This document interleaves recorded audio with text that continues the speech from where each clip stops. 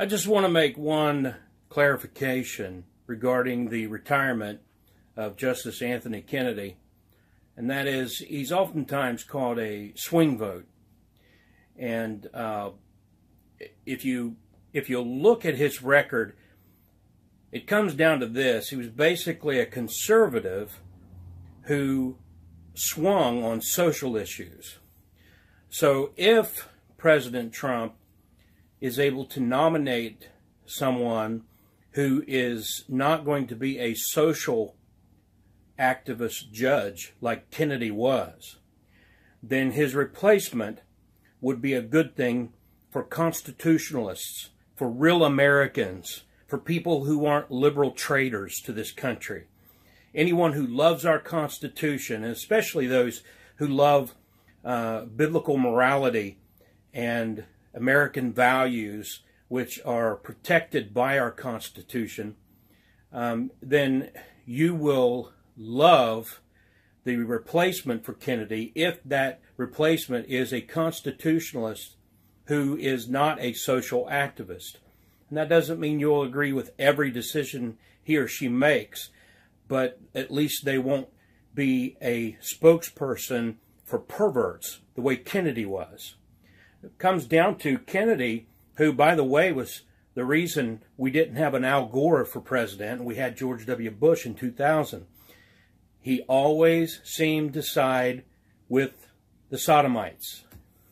Justice Kennedy, however, joined with his liberal colleagues on an array of blockbuster rulings that will most define his legacy, and none more so than on gay rights.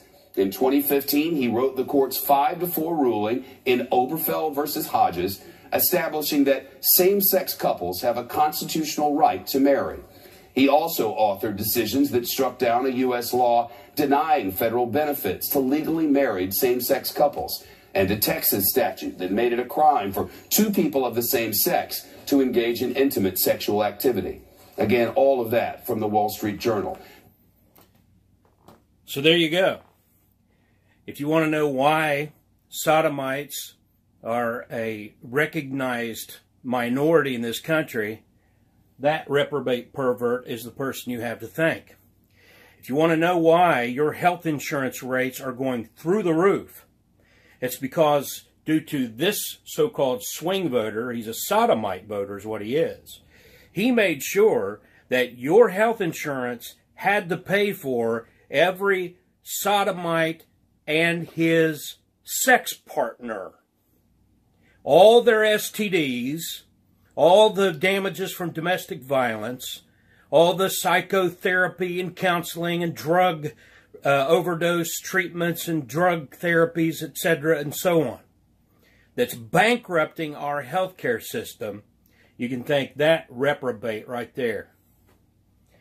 And, of course, sodomite marriage in America. You can thank him. So, that's why when you see your left-wing nutcase relatives, neighbors, co-workers going absolutely bananas in an attempt to try to block the Trump nominee to replace him, that's why. Liberals are reprobates. Liberals love Sodom.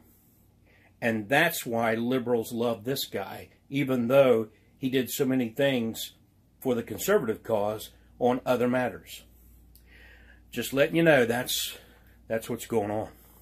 That's the real world.